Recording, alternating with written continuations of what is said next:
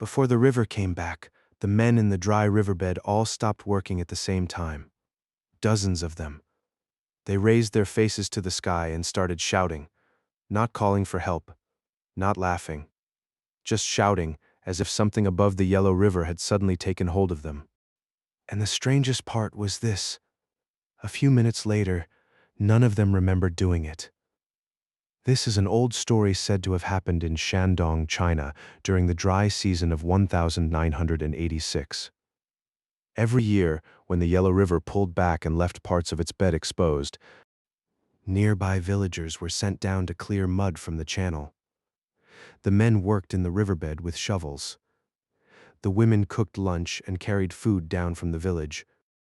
One afternoon, two women were walking along the embankment with baskets of food when they saw the workers below suddenly freeze.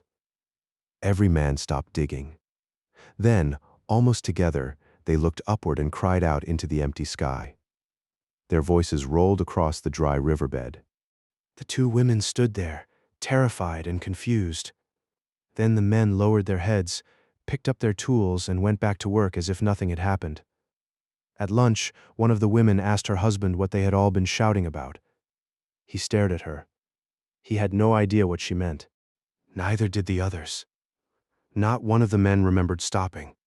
Not one remembered looking up. Not one remembered making a sound.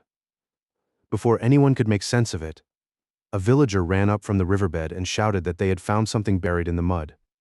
Everyone rushed down to look. At first, they thought it was a large stone slab. Then more mud was cleared away.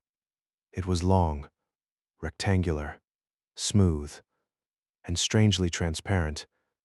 It looked like a coffin, not wooden, not metal, and not quite glass. It seemed to be made from some kind of clear stone, sealed in one solid piece.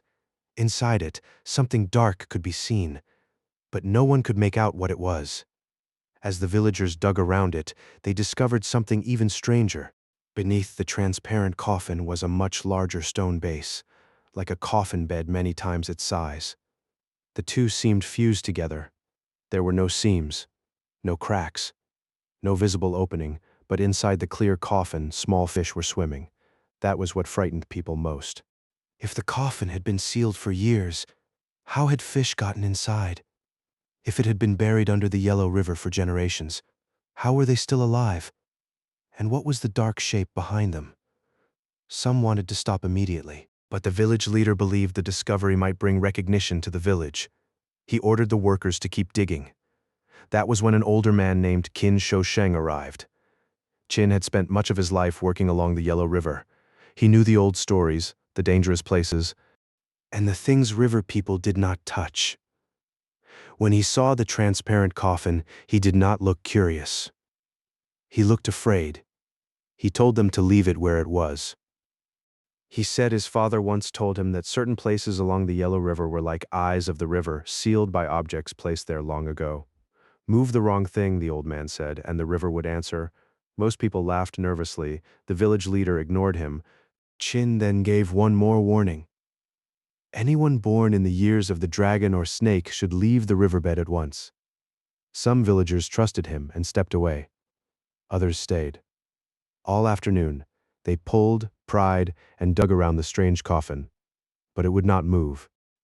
It felt less like an object buried in the riverbed and more like part of the river itself.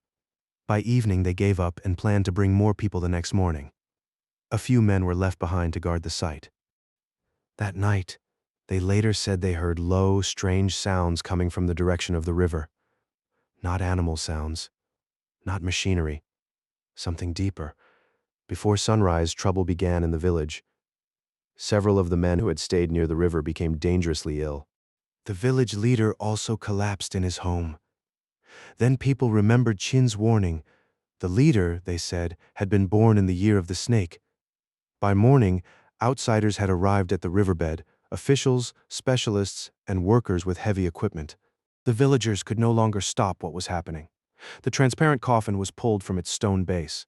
Qin stood on the embankment and watched. He later said that when the coffin finally lifted, he felt the ground under his feet tremble. Then the stone base cracked open. A column of water burst upward from beneath it. Within minutes, the dry riverbed began filling. The yellow river, which should have remained low for days, came rushing back early. Tools were swallowed. Mud walls collapsed. Workers ran for the banks. Some made it out. Some did not. After that, the story becomes difficult to separate from rumor. Some say the coffin was taken away by officials. Some say it ended up in a museum. Some say when it was opened, the dark shape inside had dissolved into cloudy water and the little fish were gone. No public record explains what the villagers claimed they saw. No one can say how fish could live inside a sealed stone coffin. And no one could explain why, before it was found, dozens of men looked up at the sky and shouted without remembering a thing. Maybe it was only a village legend. Maybe the Yellow River simply rose early that year. But along that stretch of river, some older people still say the same thing. If the river gives something back, do not assume it was meant to be taken. And if you enjoy strange stories, forgotten rumors, and mysteries that never fully explain themselves, subscribe before the next one finds you.